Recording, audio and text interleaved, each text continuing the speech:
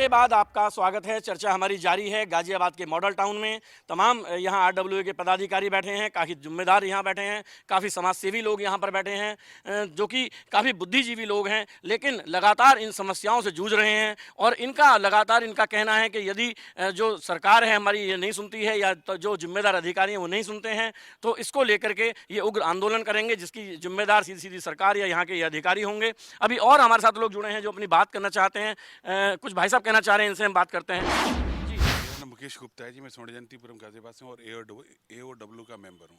मैं sir basic दो बात कहना चाहूँगा बस। एक तो ये कि एक तो पॉल्यूशन डिपार्टमेंट, आम आदमी का स्थिति क्या है, वो एक लाभ कमाने का अधिकारियों ने जरिया बना लिया। कैसे बनाया?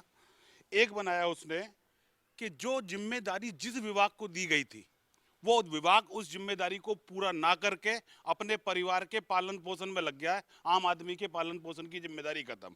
पॉल्यूशन डिपार्टमेंट, उत्तर प्रदेश प्रदूषण नियंत्रण बोर्ड को जिम्मेदारी थी कि वो गाजियाबाद में पानी की समस्या हो, नीचे गंदे पानी को पहुंचाने की समस्या हो, पॉल्यूशन की समस्या हो, किसी भी चीज़ की समस्या हो, उसको दूर करे और उसको ना बढ़ने दे। उसकी तो जिम्मेदारी वो मानता ही नहीं है कि उसकी कोई जिम्मेदारी है इस बात की। और ये भी नियम था कि आने वाले समय में जो भी प्रदूषण बढ़ेगा उसको रोकने के लोगों में जागरूकता अभियान चलाए। दोनों में से कोई काम आज की डेट में प्रदूषण डिपार्टमेंट नहीं कर रहा है। दूसरी बात, डेवलपमेंट अथॉरिटी बड़े बड़े बिल्डर्स को सारे एक जब एनओसी देती है, नो ऑब्जेक्शन सर्टिफिकेट देती है, कंप्लीशन सर्टिफिकेट देती है, तो ये कहती है कंप्लीशन सर्टिफिकेट तो दे रहे हैं हम नाम के लिए, लेकिन इसके पीछे 50 पेज के काम आप पूरे करा लेना अपने आप। कंप्लीशन सर्टिफिकेट के संग 50 पेज का एक लेटर लगा दिया जाता है डेवलपमेंट अथॉरिटी के संग कि आपके ये काम पूरे नहीं है। वैसे तो आपको कंप्लीशन है, लेकिन ये काम और पूरे करा लेना आप। वो कभी बिल्डर पूरे कराता नहीं है। एक बात ये है, तो मेरा इन दोनों सभी विभागों से कहना यह है कि अब ये समस्या आम जनता की हो गई है। इसके लिए गाजियाबाद विकास प्राधिकरण के अधिकारी जो अपने परिवार के लालन पालन को छोड़कर गाजियाबाद के नागरिकों के लिए, उनकी स्वास्थ्य के लिए, उनके फैमिली के उपचार के लिए, उन्हें नई नई बीमारियों को ना देने के लिए, जिससे कि हॉस्पिटल लाखों करोड़ों रुपया, जो बीमारी कैंसर की 20-100 रुपए की है, एक्चुअल में उस पर 80% डिस्काउंट आता है और वो दवाई 100 हजार डॉट एक एक बीमारी में 25-25 लाख रुपए आज की डेट में आम नागरिक को फूकने पड़ रहे हैं। किसकी समस्या से? पानी की समस्या से। इन बड़ी बड़ी बीमारियां जो फैल रही है, प्रदूषण वाले अपना काम नहीं कर रहे। जी, आपका मानना है कि कहीं ना कहीं जितने भी डिपार्टमेंट हैं Yes. और जिस तरीके की समस्या ये लगातार खड़ी हो रही है तरह तरह की, यदि अपनी जिम्मेदारियों का निर्वाह ढंग से करें तो शायद ये समस्याएं पैदा ना हो। हाँ, लेकिन सर दिक्कत ये है कि समस्या अब जैसे गाजियाबाद विकास प्राधिकरण ने दे दिया कि राजनगर एक्सटेंशन बड़े बड़े ग्रुप को कह दिया बना लो भैया, चलिए बना लिया। लेकिन गाजियाबाद विकास प्राधिकरण से कौन पूछे कि तुमने जो इनको सर्टिफिकेट दिया है बनाने का, तुम्हारा सर्टिफिकेट कौन देगा कि यहाँ पे सीवरेज तुमने बिछवाई या नहीं बिछवाई? तुमने ईडीसी डेवलपमेंट चार्जेस ले लिए, सारा कुछ ले लिया, उनको तो आपने कह दिया बिल्डिंग बहुत बढ़िया बनाओ, इसका कंप्लीशन सर्टिफिकेट ले लो। कॉलोनी कंप्लीट है, सीवरेज व्यवस्था है, सारी चीज तुमने डाल दी है, वो कौन सर्टिफिकेट देगा? गाजियाबाद विकास प्राधिकरण के ऊपर किसी भी प्रकार का किसी का कोई कंट्रोल नहीं है। वो अपनी मर्जी से कार्य करती है और उसको वो अपने नियम भी नहीं मानती, दूसरे के नियम तो तब सरकार के मानेगी। लिहाजा हम चाहते हैं कि इन समस्याओं को इतनी विकराल रूप ले चुकी हैं कि अब असहनीय हो चुकी है। जब असहनीय हो चुकी है तो आम आदमी क्या करेगा? उसके पास कोई हथियार नहीं है, वो आके सड़कों पे उतरेगा, चक्का जाम करेगा, प्रशासन के सामने धरना देगा, प्रदर्शन करेगा, ना खाएगा और ना खाएगा। बिल्कुल मुकेश गुप्ता जी, आपकी बिल्कुल बहुत अच्छी बात लगी और अच्छी ये आपने जो बात बताई है, निश्चित तौर पर ये बिल्कुल सही है। इस बात को हम भी मानते हैं, हर आदमी मानता है कि जिसकी जो जिम्मेदारी है, यदि अपनी जिम्मेदारियों का निर्वाह ढंग से करे तो निश्चित तौर पर कहीं ना कहीं ये समस्याओं का समाधान हो सकता है, ये समस्या खड़ी नहीं होंगी। भाई साहब कुछ बहुत देर से कहने वाले हैं। मैं जी, धर्मेंद्र चौधरी, राजनगर एक्सटेंशन से। देखिए भाई साहब, यहाँ पे राजनगर एक्सटेंशन में सपने दिखाए गए कि भाई बहुत अच्छा सिटी बनाएंगे, ये करेंगे वो करेंगे, और जिन्होंने प्लानर थे वही भक्षक बने हुए हैं। भक्षक इन सेंस की, देखिए वहाँ पे रोड नहीं है, सीवर्स नहीं है, ड्रेनेज का कोई सिस्टम नहीं है। अभी बरसात होगी तो उसमें पानी वहीं पे भरेगा, लोग गाड़ियों का पानी एक दूसरे के ऊपर जाएगा। और इन लोगों को कई बार कोरस्पोंडेंस कर चुके हैं, कोई करने का वो नहीं ले रहे, आश्वासन देते हैं, आश्वासन भी फ्रॉड देते हैं, झूठे देते हैं, बेसलेफ देते हैं। और अब 10 मार्च से इनके खिलाफ उग्र आंदोलन उग्र का मतलब उग्र आंदोलन होगा, जिसमें हमारे एक्सटेंशन से कम 1000, 2000, 5000, 10,000 इस तरह से गाड़ियां आएगी और उनमें हर गाड़ी में कम से कम 5 आदमी 4 आदमी बैठे होंगे। इनका भी जीना दुर्लभ कर देंगे। जिस तरह राजनगर एक्सटेंशन के लोगों का जीना दुर्लभ हुआ है, ऐसे ही इन लोगों का दुर्लभ कर देंगे। स्पेशली जीडीए अध्यक्ष का जीना दुर्लभ कर दिया जाएगा, उपाध्यक्ष का दुर्लभ कर दिया जाएगा, और प्रशासन को भी जो उनके अपने पॉलिसी मेकर्स यहाँ बैठे हुए हैं, जैसे कि गवर्नमेंट समाजवादी पार्टी की है, उनके पॉलिसी मेकर बैठे हैं, उनका भी गिराव किया जाएगा ताकि वो लोग उन पर प्रेशर बना सके। क्योंकि जीडीए स्वयं एक भक्षक बना बैठा है, वो कुछ प्रोवाइड नहीं कर रहा, कुछ नहीं कर रहा। साहब, अभी आपने 10 मार्च को आंदोलन की जो अभी बात कही है, वो किस तरीके का आंदोलन होगा और कहाँ पर किया जाएगा? वो हमारे जो प्रेसिडेंट साहब, चेयरमैन साहब है कर्नल त्यागी जी, ये जल्द ही इसकी रूपरेखा तैयार कर रहे हैं, सभी लोगों से सजेशंस लेके, और उसको एक फाइनल जो 10 तारीख दी गई है उससे पहले वो सारा कुछ कर दिया जाएगा, आपको अवगत करा दिया जाएगा।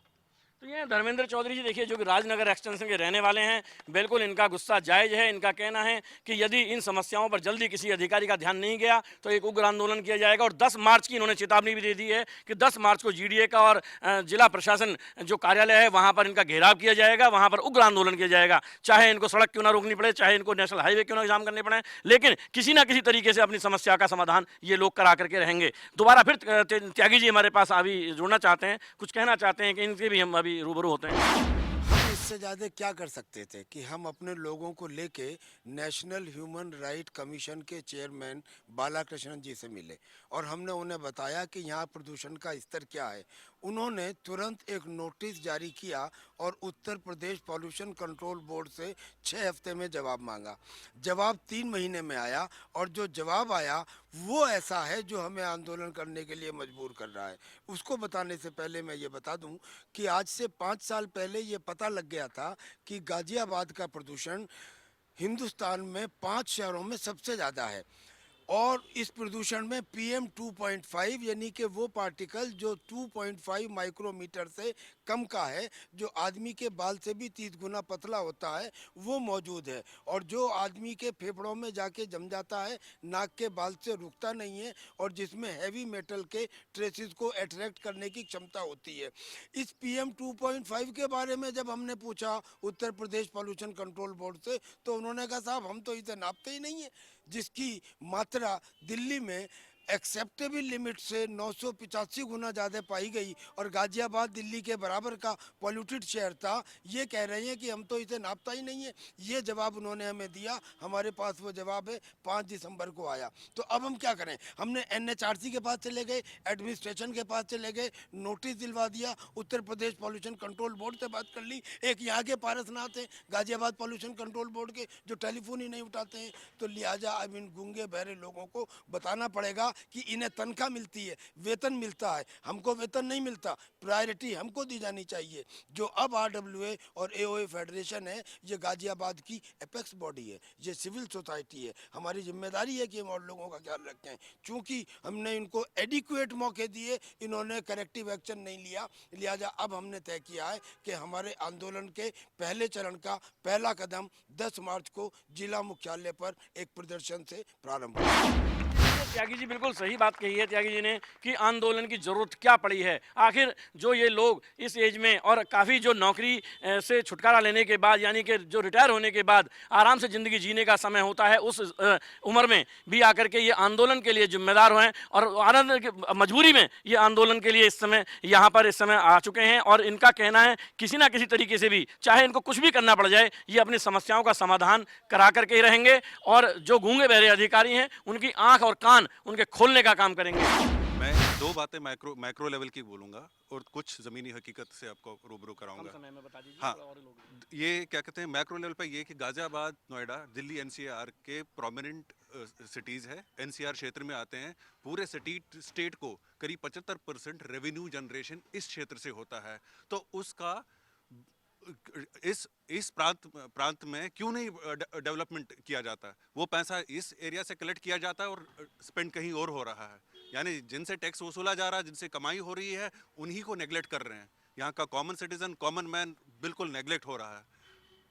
दूसरी बात, NCR के प्रवेश में क्यों नहीं गाजियाबाद अट्रैक्ट करता है सेंट्रल की स्कीम्स को? दिल्ली में लैंड नहीं है, गुड़गांव में बड़े से बड़े प्रोजेक्ट लग रहे हैं, गाजियाबाद में क्यों नहीं लग रहे? क्यों? क्योंकि करप्शन से धसा हुआ है। यहाँ से हमको मूलभूत रूट से करप्शन को हमको निकालना है। दैट्स वाई ये यहाँ पे पॉलिसीज इंप्लीमेंटेशन नहीं हो रही है। रही बात कॉलोनीज की, शालीमार गार्डन जैसी कॉलोनी, डेल्टा कॉलोनीज, उन लोगों वहाँ पे ओनरशिप की प्रॉब्लम है। नगर निगम कहता अभी हमको जीडीए ने हैंड ओवर नहीं किया, जीडीए कहता नगर निगम के पास जाओ। जो सीवर ले हुए हैं वो जिगजैग ले हुए हैं, किसी ने चेक नहीं किया, किसी ने और सब सीधा सीधा सा आपका कहना ये, मैं आपका इशारा समझ गया, कहीं ना कहीं घूसखोरी भी यहाँ पर घुसी हुई है और निश्चित तौर पर जिसका खामियाजा आम जनता को भुगतना पड़ रहा है। बिल्कुल। सीवर का पानी सोसाइटी में आता है, ये मॉस्किटो ब्रीडिंग होती है, हर साल 8-8 10-10 लोग डेंगू के शिकार बन जाते हैं, स्ट्रक्चर को डैमेज पहुंचने की हर बार ये डर लगा रहता है। तो it's a threat to life and property. तो they have to take some stern action, और एल्स जो हम अभी तक कैंप आयोजित कर रहे थे, लोगों को जागरूक कर रहे थे कि आप टैक्स भरिए, हमको लगता है कि हमको अब आंदोलन खड़ा करना पड़ेगा कि आप टैक्स रोकिए और उन लोगों के सामने don't pay till they don't provide as a service. ये कौल साहब हैं जो कि शालीमार गार्डन से हैं, इनका भी कहना यही है कि जिस तरीके का रेवेन्यू, सबसे ज़्यादा रेवेन्यू, और ये भी मैं आपको बताना चाहूँगा कि हमारे चैनल ने भी एक सर्वे किया था जिसमें ये पता लगा एनसीआर में सबसे ज़्यादा रेवेन्यू, बल्कि यूपी में सबसे ज़्यादा रेवेन्यू अगर जाता है तो गाजियाबाद से जाता है। उसके बाद भी यहाँ की जनता ठगासा महसूस अपने आप को करती है, कहीं ना कहीं तमाम समस्याओं का इनका सामना करती है। और बिल्कुल कौल साहब ने सही कहा है कि कहीं ना कहीं जो जिस तरह के ये काम लगातार नहीं हो पा रहे हैं, अधिकारी बिल्कुल अनदेखी कर रहे हैं, तो कहीं ना कहीं पर जो इनका है, ये कहने का मतलब है कि कहीं ना कहीं घूसखोरी की भी जरूर इसमें बू आ रही है, जिसके खामियाजा आम जनता को भुगतना पड़ रहा है। अभी भाई साहब पीछे बैठे हैं, कुछ कहना चाह रहे हैं, एक बार इनसे जरूर। मेरा नाम अमित कुमार तंवर है। मैं आसियाना पाम कोर्ट सोसाइटी के आरडब्ल्यूए का प्रेसिडेंट हूँ। राजनगर एक्सटेंशन में हमारी सोसाइटी है। 4 साल से हम लोग रह रहे हैं।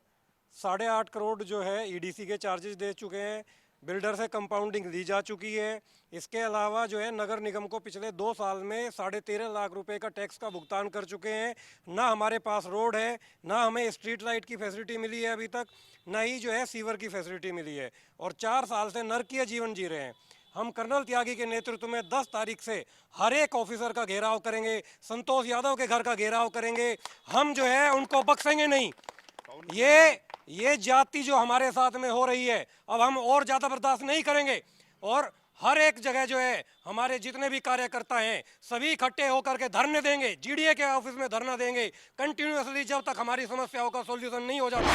ये थे अमित जी, देखिए इन्होंने बताया निश्चित तौर पर कहीं ना कहीं समस्या अब इतनी बड़ी हो गई है और जो पानी है वो गले तक आ गया है, कहीं ना कहीं अब बर्दाश्त से बाहर की बात हो गई है। हमारे यहाँ जो अभी वर्मा जी ने बात उठाई थी लिफ्ट की, हमारा दुर्भाग्य ये है कि हम यूपी में रहते हैं। हमारे यूपी में हाई राइज बिल्डिंग्स बनने शुरू हो गई हैं, लेकिन हमारे यहाँ आज तक कोई लिफ्ट एक्ट नहीं है। महाराष्ट्र में लिफ्ट एक्ट है, दिल्ली में लिफ्ट एक्ट है, हरियाणा में लिफ्ट एक्ट है, लेकिन हमारे यूपी में लिफ्ट एक्ट है ही नहीं। बिल्कुल धनकर जी, अभी आपकी बात मैं बात यहीं रोकता हूँ क्योंकि समय कम है हमारे पास में, और अभी वक्ता एक और हमारे पास रह गए, कुछ और कहना चाह रहे हैं काफ़ी देर से, और बिल्कुल आपकी बात हम जरूर सरकार तक पहुँचाने का प्रयास करेंगे, हमारा वादा है आपसे। जी, मैं अतुल त्यागी हूँ, गॉड होम सोसाइटी का एक्स वाइस प्रेसिडेंट हूँ, एओ का सदस्य हूँ। कर्नल साहब के नेतृत्व में मैं वीसी साहब और नगर आयुक्त से मिला। हमारे यहाँ सीवर 6 साल से हमारी सोसाइटी का अस्तित्व है, सीवर कनेक्ट अभी तक नहीं हो पाया है, और जो निगम में टैक्स है उसका जो फिगर है वो भी प्लस माइनस है, और मैं आपके चैनल के माध्यम से